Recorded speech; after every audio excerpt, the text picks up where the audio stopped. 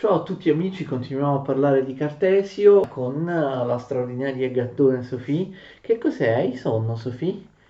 Bellissima Sofì, saluta i nostri videoascoltatori. Finora abbiamo parlato, per quanto riguarda la metafisica di Cartesio, delle prime due delle 6 meditazioni metafisiche.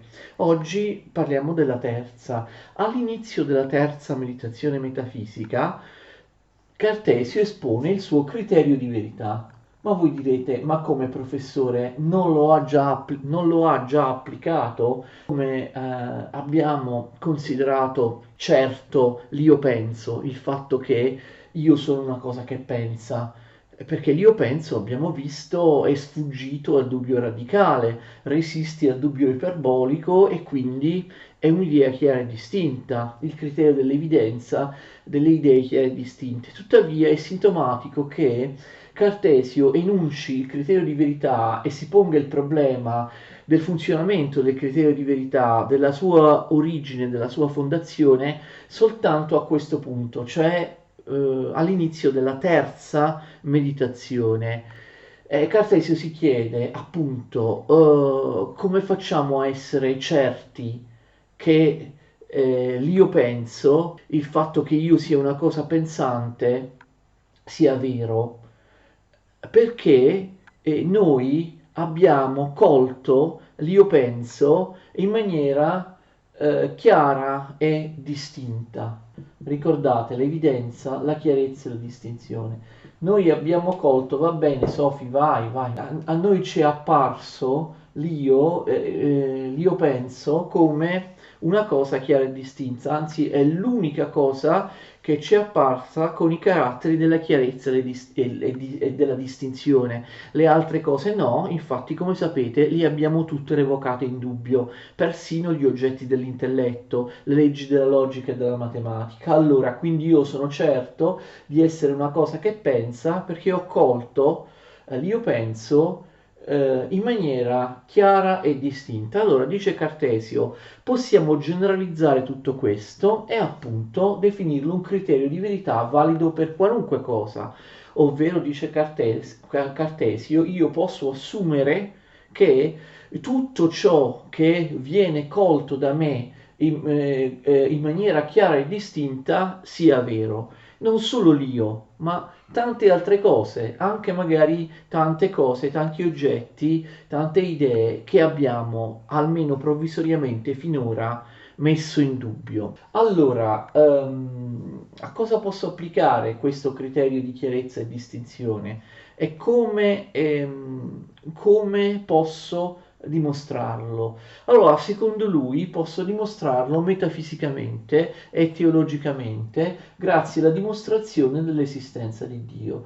Quindi, se io dimostro l'esistenza di Dio, dimostrerò che il criterio delle idee chiare e distinte è un criterio universale, è un vero criterio di verità che può applicarsi non soltanto all'io, ma a qualunque cosa, universalmente. Quindi un Dio simile al Dio cristiano, diciamo così, però un Dio onnipotente, onnisciente, sommamente buono, ecco, sommamente buono, un Dio che non mi inganna, sarà una sorta di garante scientifico, un Dio che non mi inganna, farà in modo da fondare gnoseologicamente, epistemologicamente il criterio di verità, perché un Dio che non mi inganna mi garantisce che nel momento in cui mi appare alla mente un'idea chiara e distinta, quest'idea chiara e distinta è vera e quindi ogni qualvolta che io avrò un'idea chiara e distinta, che avrò un'idea che è autotrasparente alla mente, che è autoevidente alla mente, come il cogito, come l'io penso, io saprò che questa idea è vera, perché Dio lo garantirà in tutti i casi, perché Dio non è il genio maligno, ricordate il genio maligno, è un Dio che non mi inganna. Quindi dice Cartesio, io posso fondare in Dio, posso fondare metafisicamente e teologicamente il criterio di verità. Ora, c'è un problema, e forse l'avete già capito, Io ve l'ho già detto, praticamente ve l'ho già detto. Cartesio non ha già applicato il criterio, cioè noi come siamo arrivati a Dio, vedremo come arriveremo a Dio. Arriveremo a Dio perché lo cogliamo in maniera chiara e distinta. Quindi noi, e questa è l'accusa a Cartesio, quindi noi praticamente per dimostrare Dio dobbiamo applicare il criterio di verità a Dio, perché dimostreremo Dio in quanto Dio è un'idea chiara e distinta.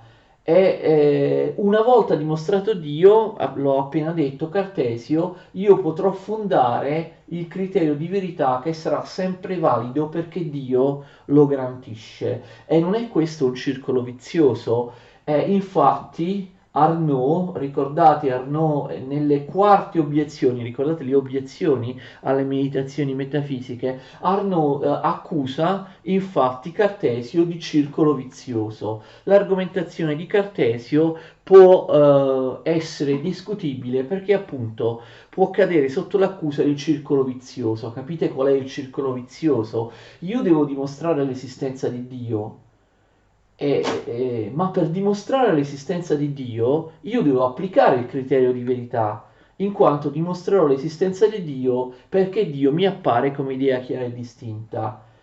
Però poi, in contrasto con questo, sottolineo che soltanto la dimostrazione dell'esistenza di Dio può fondare il criterio di verità. Quindi io in realtà vado a fondare il criterio di verità grazie a Dio, ma il criterio di verità io l'ho già applicato, quindi in fondo io dimostro qualcosa, il criterio di verità, che ho già supposto essere vero e ho già applicato per dimostrare l'esistenza di Dio. Quindi Dio fa funzionare il criterio di verità, ma in realtà il criterio di verità io l'ho già presupposto, l'ho già ipotizzato, l'ho già utilizzato prima di dimostrarlo in Dio, perché è il criterio di verità che mi fa conoscere Dio. Quindi capite, ci sarebbe un circolo vizioso. Per fondare il criterio di verità, cioè dimostrare l'esistenza di Dio, io lo devo già applicare e quindi io presuppongo, do per scontato ciò che devo ancora dimostrare. Secondo un'altra versione si potrebbe applicare questo circolo vizioso dal criterio di verità all'io. Io ho utilizzato, ricordate, il criterio di verità per dimostrare l'unica cosa di cui a questo punto del ragionamento sono certo, cioè l'esistenza dell'io penso, l'esistenza dell'anima, della res cogitans, di me stesso come pensiero, mentre ho revocato in dubbio tutto, no? A questo punto del ragionamento io penso che esista, sono certo che esista soltanto l'io.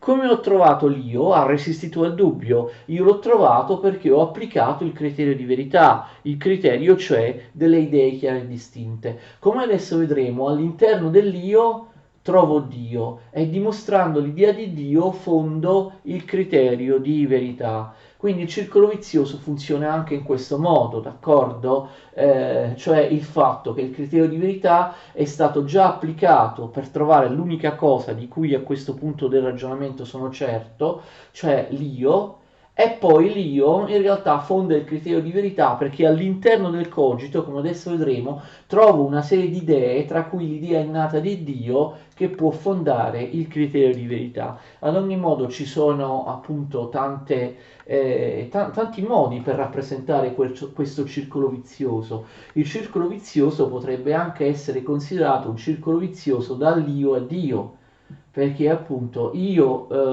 ho scoperto l'io penso attraverso il criterio di verità e poi all'interno dell'io penso io trovo Dio che fonda il criterio di verità e quindi mi dà una regola per dimostrare la verità dell'io. Comunque appunto dimostrando l'esistenza di Dio, Cartesio darà una validità universale, darà una fondazione metafisica, teologica al criterio di verità, al criterio dell'evidenza, della chiarezza, della distinzione, al nuovo criterio, al nuovo metodo al nuovo metodo scientifico, valido anche in filosofia, secondo cui devo ammettere come vero solo ciò di cui ho un'idea chiara e distinta, autoevidente alla mente. Però attenzione, la dimostrazione dell'esistenza di Dio serve anche a Cartesio per rimettere in gioco le verità dell'intelletto, vi ricordate?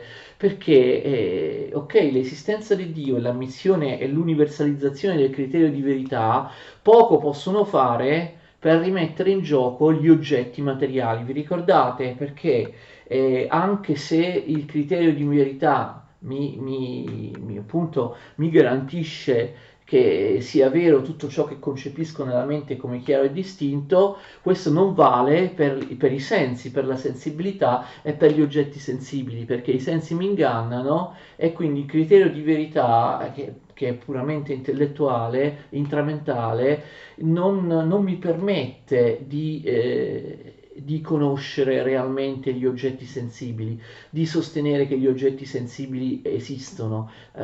Vi ricordate, li abbiamo messi in dubbio proprio come primo stadio del dubbio radicale, del dubbio metodico, del dubbio iperbolico, perché i sensi continueranno a darmi una conoscenza confusa, inaffidabile degli oggetti sensibili. Però attenzione, forse l'avete già capito, l'universalizzazione del criterio di verità rimetterebbe in gioco, ricordate, le verità dell'intelletto, quelle che noi abbiamo messo in dubbio nella seconda fase del dubbio, perché ricordate che la falsificazione, sia pure provvisoria, degli oggetti dell'intelletto, cioè delle verità eterne, cioè delle verità della logica, della matematica, era stata possibile solo grazie all'idea del genio maligno, no? Del Dio ingannatore. Se invece io dimostro l'esistenza di Dio, cioè non di un genio maligno, ma di un Dio vero e proprio, cioè di un Dio onnipotente, onnisciente, sommamente buono,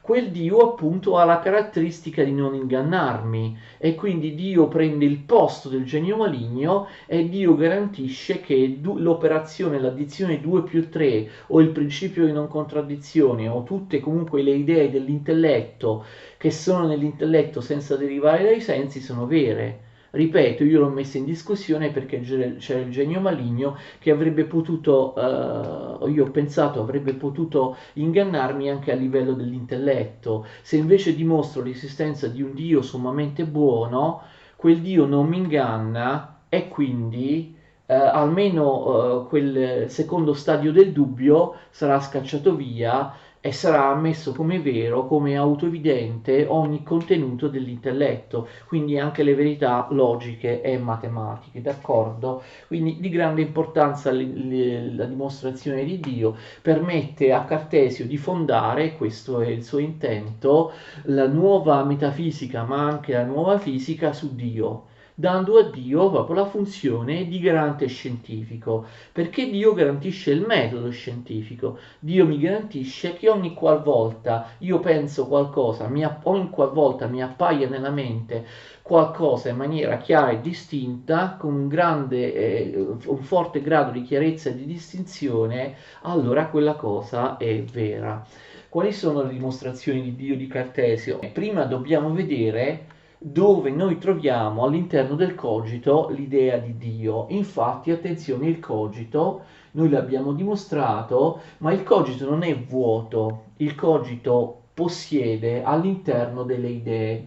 Cioè, noi, avendo dimostrato l'esistenza del cogito, per ora è l'unica cosa di cui siamo sicuri dell'esistenza, il cogito all'interno ha delle cogitationes, cioè delle idee. Allora, Cartesio fa una prima classificazione delle idee. Le idee possono essere idee innate, cioè ci sembra che alcune delle idee presenti nella mia mente, nella nostra mente, all'interno della nostra anima, all'interno del nostro cogito, del nostro pensiero, siano delle idee innate. Per esempio, l'idea di cosa oppure l'idea di verità, d'accordo? L'idea di cosa, di res, oppure l'idea di verità Cartesio fa anche altri esempi, mi sembrano delle idee innate. Poi all'interno del mio cogito io trovo delle idee che invece di sembrarmi innate, mi sembrano avventizie, cioè mi sembrano provenire da oggetti esterni. Cartesio fa l'esempio del sole oppure del calore. Mi sembra che l'idea di sole o l'idea di calore provengano da oggetti esterni, quindi non siano innate nel mio intelletto, siano acquisite con l'esperienza, siano idee avventizie, ad venio, che vengono a me, cioè vengono dal di fuori. Terzo tipo di idee sono le idee fattizie, cioè fatte, cioè costruite da me, che sembrerebbero essere inventate da me, dalla mia immaginazione. Tra queste idee esistono sicuramente idee, oggi noi diremmo idee fantasy, idee di oggetti o di personaggi che non esistono, come l'idea delle sirene o l'idea dell'ippogrifo, no? Oggi potremmo aggiungere l'idea di Harry Potter, sono idee di fantasia, sono idee che mi sono io inventato senza alcuna correlazione con il mondo reale, con il mondo esterno. Questa classificazione delle idee comunque lascia il tempo che trova, infatti perché io ho detto alcune idee mi sembrano innate, mi sembrano avventizie, mi sembrano fattizie, perché io non ho nessuna certezza dell'esistenza di queste idee, neppure delle idee innate, attenzione, perché abbiamo visto, io ho messo in dubbio tutto, sia le idee che possono derivare dai sensi, sia le idee dell'intelletto. Quindi avendo messo in dubbio tutto e pensando a questo punto del ragionamento, pensando che l'unica cosa che esiste di cui ho avuto la certezza è l'io penso, il cogito, non posso assolutamente essere certo che esistano né le idee innate, né le idee avventizie, né le idee fattizie, perché tutte queste tre categorie di idee cadono sotto la scure del dubbio. Io le ho messe in dubbio in precedenza e ho detto che almeno provvisoriamente, metodologicamente, devono essere considerate non esistenti. Quindi attenzione, in realtà la classificazione di idee più importante è un'altra. Cartesio infatti classifica le idee in un altro modo. Fate attenzione, classifica le idee in base al loro grado di realtà oggettiva. La terminologia è scolastica. Quanta realtà oggettiva hanno le idee? Le idee di accidenti si trovano sul gradino più basso di questa gerarchia, perché le idee degli accidenti hanno sicuramente una minore realtà oggettiva rispetto all'idea delle sostanze. La terminologia è scolastica, non è che Cartesio inventi una terminologia nuova. E attenzione, tra le sostanze io posso ulteriormente distinguere tra le sostanze finite, attenzione, compreso il mio io, il mio cogito, sostanze finite che possono essere tutti gli enti, gli animali, gli oggetti, eccetera, sostanze finite e le sostanze infinite. In realtà nella classe delle idee delle sostanze infinite esiste soltanto un'idea, quindi diciamo sostanza infinita, cioè l'idea di Dio. Quindi esiste questa altra classificazione più importante della precedente tra i vari tipi di idee, l'idea degli accidenti, le idee delle sostanze finite, compreso il mio io, ego cogito, e l'idea dell'unica sostanza infinita, l'idea di Dio, e quindi le sostanze finite hanno maggiore realtà oggettiva degli accidenti. Però attenzione, la sostanza finita, cioè Dio, ha una realtà oggettiva maggiore rispetto alle sostanze finite. Adesso Cartesio si preoccupa dell'origine di queste idee, cioè qual è la causa di queste idee, che cosa ha generato nella mia mente l'esistenza di queste idee, che cosa ha generato, ha messo nella mia mente queste idee, qual è la causa della sostanza infinita, Dio, delle sostanze finite oppure degli accidenti. Qui Cartesio, attenzione, applica un'argomentazione che gli sembra del tutto evidente, cioè, fate attenzione, lui dice che la causa di un'idea, attenzione, deve avere almeno tanta realtà rispetto all'effetto.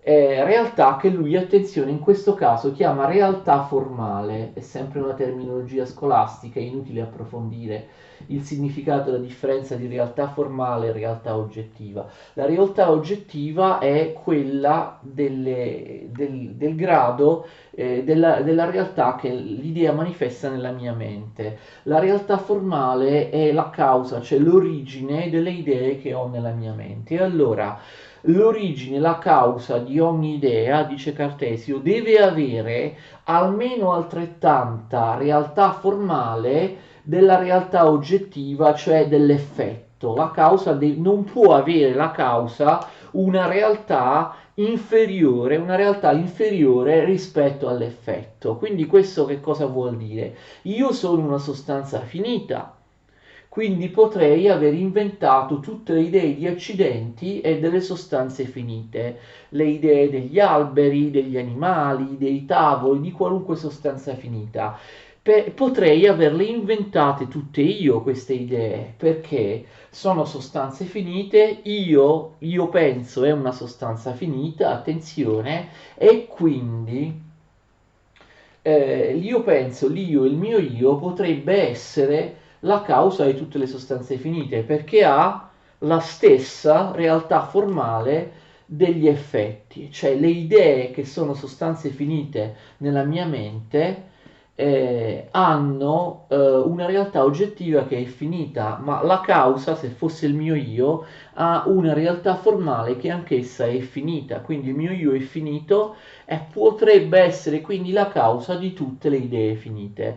Però attenzione, il mio io non può essere la causa dell'unica sostanza infinita, dell'unica idea infinita che io ho nella mia mente, perché io sono finito e quindi l'io non può essere all'origine dell'idea di Dio, capite? Perché l'idea di Dio è l'effetto di una causa. Qual è la causa dell'idea di Dio? L'idea di Dio ha una realtà oggettiva infinita, quindi deve avere una causa che ha una realtà formale infinita. Quindi non posso essere io l'autore dell'idea di Dio, perché Dio ha una realtà oggettiva infinita e quindi la causa deve avere almeno altrettanta realtà oggettiva. La causa dell'idea di Dio, che è infinita, deve essere anch'essa infinita, una causa infinita. Quindi non posso essere io, deve essere Dio stesso. Dio stesso è sicuramente un'idea innata ed è sicuramente un'idea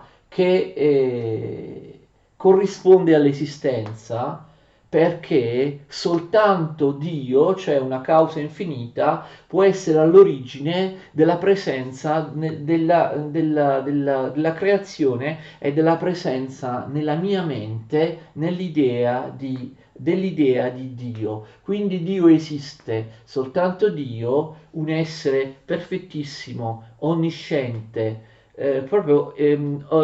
sommamente buono, con tutte le perfezioni, soltanto esso, cioè un'idea infinita, corrisponde all'idea di Dio con tutte le perfezioni, può essere la causa, appunto, soltanto esso, cioè Dio è realmente esistente, può essere la causa dell'idea di Dio che io ho nella mia mente. Quindi è dimostrato che Dio esiste, che Dio nella mia mente corrisponde davvero a un oggetto realmente esistente, cioè Dio esiste anche nella realtà, e che l'origine dell'idea di Dio nella mia mente è appunto un Dio che esiste realmente con tutte le perfezioni ed è un'idea innata. Questa, ecco, tra le tre prove dell'esistenza di Dio, sono tre le prove dell'esistenza di Dio fornite da Cartesio, questa è la prova più importante e diciamo la più tipica di Cartesio, quella proprio più originale in Cartesio, anche perché si basa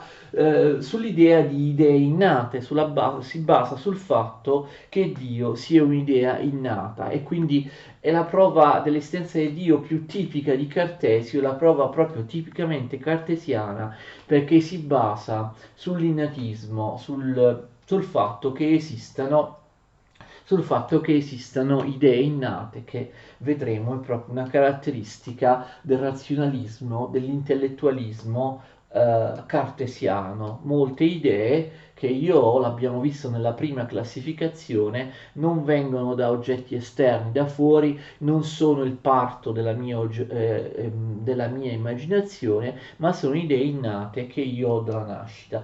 Cartesio fornisce altre due dimostrazioni dell'esistenza di Dio che sono un po' meno originali perché sono delle riscritture comunque un po' modificate delle classiche prove dell'esistenza di Dio. Ricordate quelle a posteriori particolarmente famose in Tommaso d'Aquino è l'idea a priori, ricordate la dimostrazione a priori ontologica dell'esistenza di Dio da parte di Sant'Anselmo. Cartesio esprime queste ulteriori due prove, la seconda e la terza prova dell'esistenza di Dio, la seconda sempre nella terza meditazione che si conclude così, però attenzione, la terza prova invece la scrive nella quinta meditazione. Noi naturalmente per esigenze didattiche, per esigenze di ordine e di comodità, li diciamo di seguito, quindi che facciamo? Anticipiamo il contenuto di una parte della quinta meditazione e ne parliamo ora, saltando la quarta meditazione e una parte della quinta che ovviamente spiegheremo dopo a partire dalla prossima lezione, proprio per una questione di comodità, perché ripeto, Cartesio inserisce la prima e la seconda dimostrazione dell'esistenza di Dio nella terza meditazione, poi parla di altro nella quarta meditazione, vedremo di cosa parla la prossima lezione, e poi inserisce la terza prova dell'esistenza di Dio nella quinta delle 6 meditazioni metafisiche. Noi ovviamente per comodità le prove dell'esistenza di Dio le spieghiamo tutte insieme, l'una di seguito all'altra. Quindi la seconda prova dell'esistenza di Dio si trova appunto nella terza meditazione ed è una riscrittura, è una ripresa della tipica via a posteriori di Tommaso, che si basa sull'idea di causa efficiente. Cartesio si chiede, proprio come Tommaso, quale sia la causa degli oggetti materiali, degli oggetti, compreso il mio io, il mio essere. Allora, il mio essere, non solo l'anima, ma anche il corpo, è una sostanza finita e l'abbiamo visto. Qual è la causa efficiente del mio essere? Cioè, qual è la causa della mia esistenza? Chi mi ha tratto all'essere? Chi mi ha dato l'essere? Chi mi ha dato l'esistenza? Ok? Qual è la causa efficiente della mia esistenza? Potrebbero essere i miei genitori, cioè delle sostanze finite. E i miei genitori potrebbero aver ricevuto l'esistenza dei loro nonni e così via.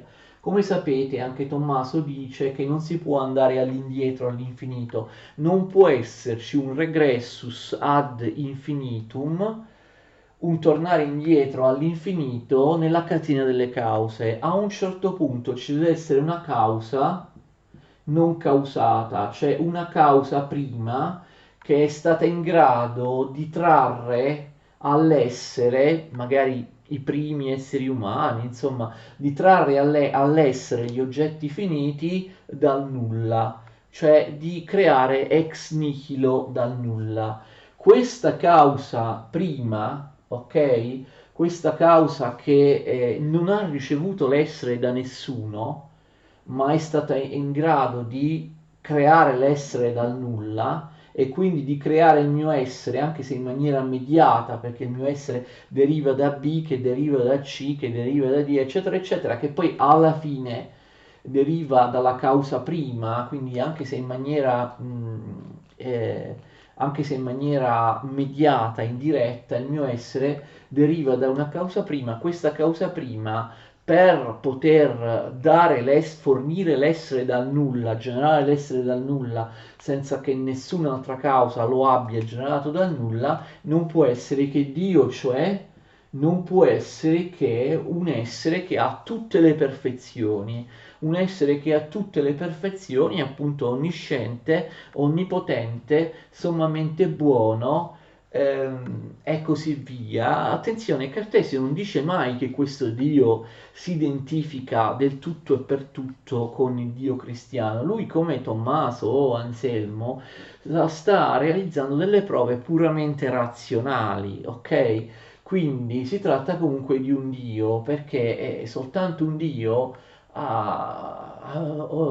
che ha onnipotente potrebbe, noi possiamo pensare che soltanto un Dio onnipotente non ha avuto il suo essere, non ha ricevuto il suo essere da alcun altro essere, quindi esiste eternamente, senza che il suo essere sia nato da niente, e che abbia potuto dare l'esistenza agli altri esseri traendola dal nulla. Se non fosse una causa onnipotente, non potrebbe averlo fatto, quindi dovrebbe essere Dio. Però attenzione, Cartesio modifica leggermente l'argomento, che ovviamente è del tutto evidente, no? Somiglia alla seconda delle cinque vie di San Tommaso, cioè alla via della causa, lo rafforza, lo modifica e lo rafforza con un'ulteriore argomentazione. Attenzione, che è un'argomentazione per assurdo. Lui dice: immaginiamo che io, cioè una sostanza finita, mi sia dato l'essere, cioè che il mio io esiste perché l'ho creato io stesso, sono io all'origine della mia esistenza, oppure i miei genitori, comunque una sostanza finita. Lui dice che questo non è possibile, attenzione, perché se io mi fossi creato da me, mi sarei creato Dio, ok? Se io avessi avuto il potere di darmi l'essere dal nulla, io sarei stato senz'altro Dio, ok? Per potermi dare l'essere da me, io dovrei avere gli stessi poteri di Dio, dovrei essere Dio perché soltanto Dio è in grado di trarre un'esistenza dal nulla, ok? Quindi se io fossi stato in grado di darmi da me l'esistenza, vuol dire che sarei stato Dio, perché solo Dio è in grado di produrre l'esistenza dal nulla e quindi mi sarei creato come Dio, d'accordo? Se io ho la capacità di darmi l'esistenza dal nulla, vuol dire che sono onnipotente. Non mi sarei creato come un essere finito, mortale, limitato, destinato alla sofferenza, eccetera. Mi sarei creato perfetto, ok? Perché sarei stato Dio, mi sarei creato dandomi tutti gli attributi di Dio, non mi sarei creato come un essere umano finito, mi sarei creato come Dio, io sarei stato Dio. Cartesio subisce anche un'obiezione su questo, qualcuno gli dice: io potrei essermi dato il mio essere senza essermi dato tutte le perfezioni, cioè io potrei aver creato me stesso come essere finito, mortale, sofferente, non onnipotente, eccetera, avrei potuto crearmi dal nulla, creare il mio io e crearmi finito. Perché avrei dovuto per forza crearmi Dio, crearmi come Dio? Ma Cartesio risponde che l'obiezione è falsa perché se io ho il potere di trarre l'essere dal nulla, cioè di farmi dal nulla, avrò sicuramente anche il potere di darmi tutte le perfezioni e quindi di crearmi come Dio. Perché?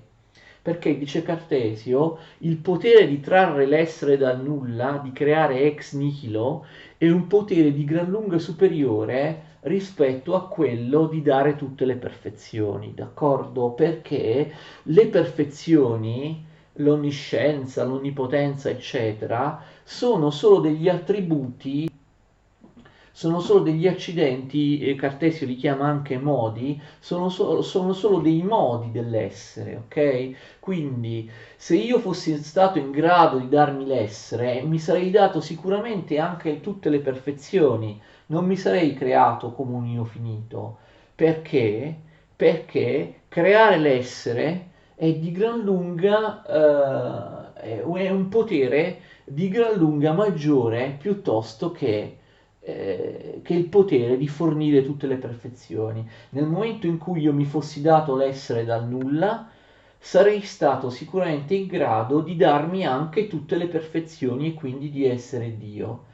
Perché il fatto di dare tutte le perfezioni a me stesso sarebbe stato più semplice per me rispetto che darmi l'essere dal nulla. Quindi se io fossi stato, secondo questa ipotesi, in grado di generarmi dal nulla, mi sarei dato anche tutte le perfezioni, perché darmi le perfezioni è uno scherzetto rispetto all'azione molto più complessa di darmi l'essere dal nulla. Siccome io non sono Dio e sono un io, capite?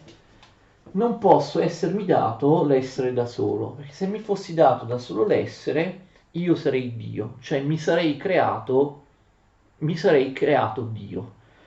Spero che si capisca. Quindi vedete, c'è una variante rispetto all'argomento a posteriori classico, all'argomento di Tommaso d'Aquino, così come c'è una variante anche nella terza e ultima prova dell'esistenza di Dio. Quella, ricordate, la famosa prova a priori o ontologica che risale a Sant'Anselmo.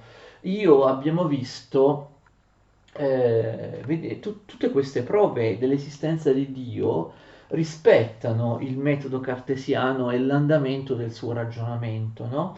Perché partono dall'idea che almeno una cosa esista, cioè l'io, perché tutto il resto è stato messo in dubbio. Io parto dall'unica certezza che ho, cioè l'esistenza del mio io come cosa pensante, come ego cogito, e da lì traggo l'esistenza di Dio che si presenta come un'idea infinita e quindi innata, superiore a me, all'interno della mia mente.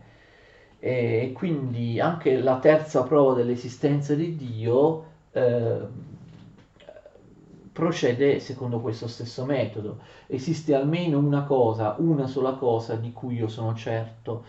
L'io penso, il cogito. All'interno di questo cogito, come avete visto, abbiamo tante idee, di cui una soltanto idea infinita, c'è l'idea di Dio. Quindi tra tutte le idee che trovo nel cogito, una sola è un'idea infinita, le altre sono tutte idee di sostanze finite, come abbiamo già detto. Si può utilizzare un argomento simile a quello di Anselmo, cioè dimostrare, in questo caso, l'esistenza di Dio a priori, cioè basandoci sulla sua stessa idea, l'idea di Dio presente nella nostra mente, invece di partire,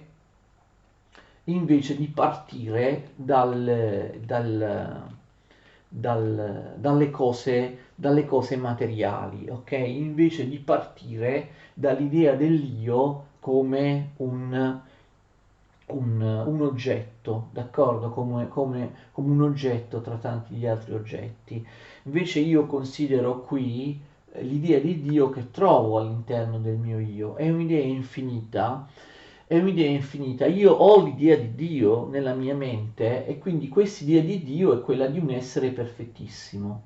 Io ho nella mia mente l'idea di un essere perfettissimo, perché questa è la definizione dell'idea di Dio. L'essere perfettissimo appunto comprende tutte le perfezioni, quindi l'onnipotenza, l'onniscienza, la somma volontà, la prescienza, la somma bontà, d'accordo? Quindi, ma anche l'esistenza, perché tra tutte le perfezioni l'esistenza anche è una perfezione. Se io pensassi Dio, come dice Sant'Anselmo, nella mia mente, ma senza pensarlo realmente esistente anche nella realtà, io cadrei in contraddizione logica con me stesso, perché avrei nella mia mente un'idea di Dio, l'essere perfettissimo, che poi è in contrasto è in contrasto con la sua esistenza pratica, perché io ho quest'idea in mente, a differenza di tutte le altre idee, quest'idea deve per forza corrispondere a qualcosa che esiste, perché a differenza di tutte le altre idee, anche i tavoli, gli alberi potrebbero essere idee che non esistono, perché? Perché non sono idee infinite, non sono idee perfette. Invece l'idea di Dio è l'idea più perfetta che io possa immaginare, superiore a tutte le altre idee che ho nella mente, e quindi è l'unica idea che deve avere necessariamente l'esistenza. Nel caso dei tavoli e degli alberi io posso pensare che siano esistenti, ma magari sbaglio. I tavoli e gli alberi nella mia mente non sono esistenti. Perché? Perché l'idea dei tavoli o degli alberi è un'idea di oggetti che non sono infiniti, che non sono perfettissimi e che quindi non necessariamente hanno l'esistenza. Invece, pensando Dio, che è l'essere infinito perfettissimo, Dio deve necessariamente avere l'esistenza, perché l'esistenza è una delle perfezioni. Se io penso Dio senza l'esistenza, cado in contraddizione logica all'interno della mia mente, perché io non penserei più a un'idea perfettissima. Siccome l'idea di Dio è perfettissima, o ha l'esistenza oppure io cado in contraddizione, ok? E quindi Dio deve esistere perché essendo nella mia mente come l'idea infinita e perfettissima, tra le perfezioni c'è l'esistenza. Se Dio non fosse esistente, io non è vero che percepirei nella mia mente l'idea di un essere perfettissimo. Allora voi direte, fin qua l'argomento è uguale a quello di Sant'Anselmo, a quello ontologico a priori che abbiamo studiato. Ovviamente tutti questi argomenti di origine medievale, dell'esistenza di Dio, si trovano nella playlist della filosofia medievale. Potete andare a vedere la mia trattazione di Anselmo, di Tommaso, di tutte queste cose qui.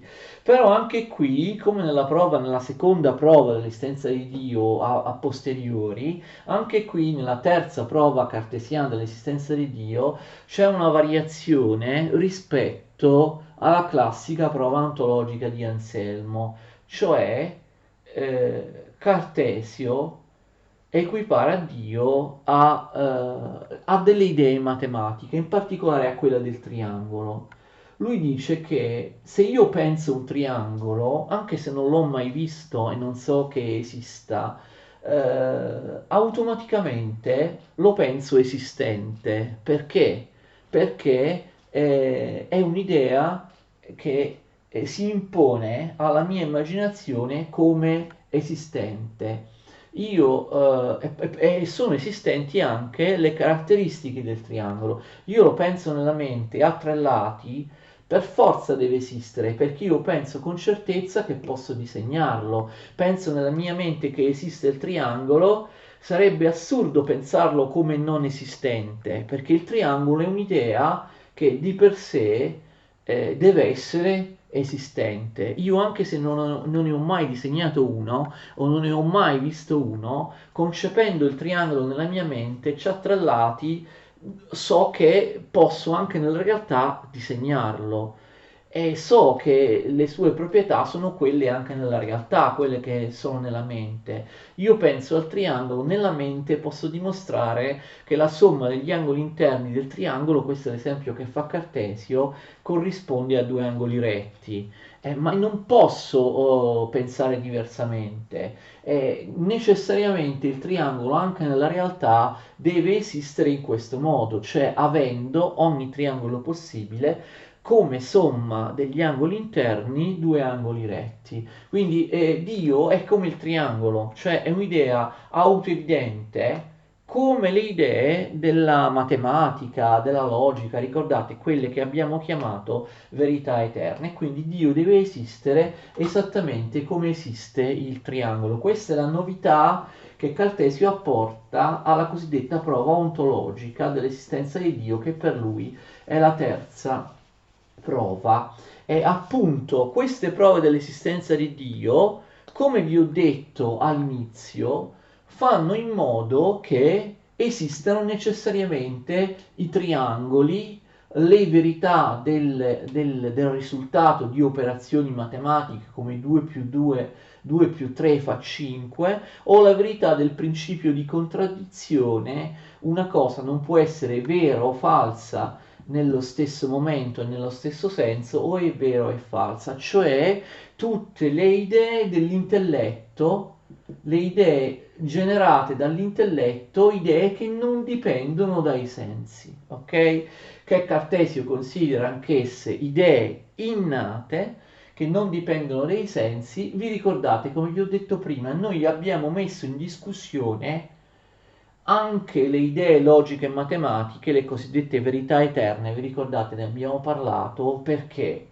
Ma solo perché abbiamo proposto l'ipotesi veramente iperbolica, veramente estrema del genio maligno, cioè di un dio ingannatore che magari potrebbe avermi fatto pensare da sempre che 2 più 3 fa 5, mentre invece 2 più 3 fa 6. Potrebbe avermi fatto pensare da sempre che la somma degli angoli interni del triangolo è pari a due angoli retti, mentre invece non è così. Però capite che con l'esistenza di Dio dimostrata da queste tre prove, che cosa abbiamo dimostrato? Abbiamo dimostrato Dio, ricordate, come idea e come essere perfettissimo. E tra tutte le perfezioni c'è anche la somma bontà. Dio è sommamente buono. Quindi non è un genio maligno che mi inganna. Dio è buono, è sommamente buono e quindi, dice Cartesio, attenzione, è un Dio che non inganna.